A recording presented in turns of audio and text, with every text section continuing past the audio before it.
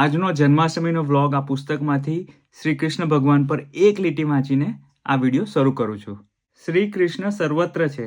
વિયોગમાં, ધ્યાનમાં, સ્મરણમાં અતિ તન્મયતા થાય તો પ્રત્યક્ષ હાજરીનો અનુભવ થાય છે. ટૂંકમાં કહું તો કણ કણમાં શ્રી કૃષ્ણ રહેલા છે. જાગ્યા ત્યારથી ભાગ્યાના દરેક દર્શક મિત્રોને જય શ્રી કૃષ્ણ. આજે અમે સેલિબ્રેટ કરી રહ્યા છીએ જન્માષ્ટમી અમેરિકાની અંદર. હું અત્યારે આવેલો છું સાંઈ ટેમ્પલમાં કે જે બોસ્ટનની નોર્થમાં આવેલું છે, લગભગ 30 મિનિટ્સ દૂર. અને અહીંયા આગળ જન્માષ્ટમીનું સેલિબ્રેશન કઈ રીતે થઈ રહ્યું છે તે તમને લોકોને આજના વિડીયોમાં બતાવીશ.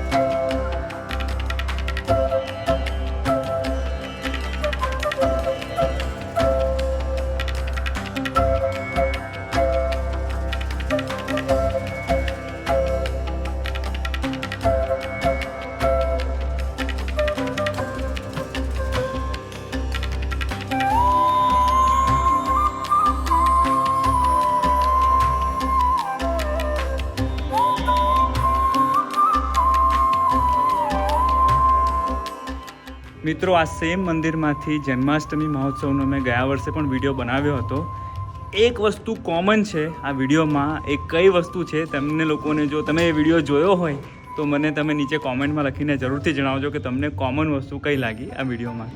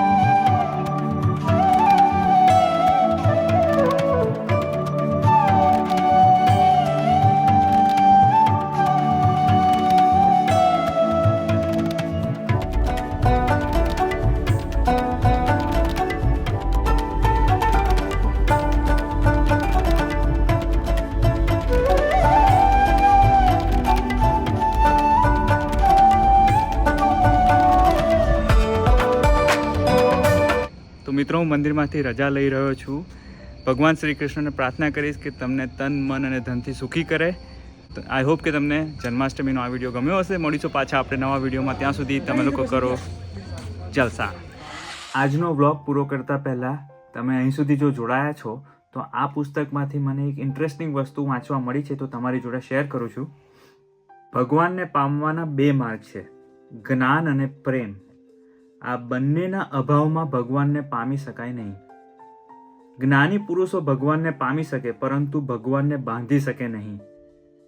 ભગવાનના અનન્ય પ્રેમી ભક્તો ભગવાનને પ્રેમથી બાંધી પણ દે છે.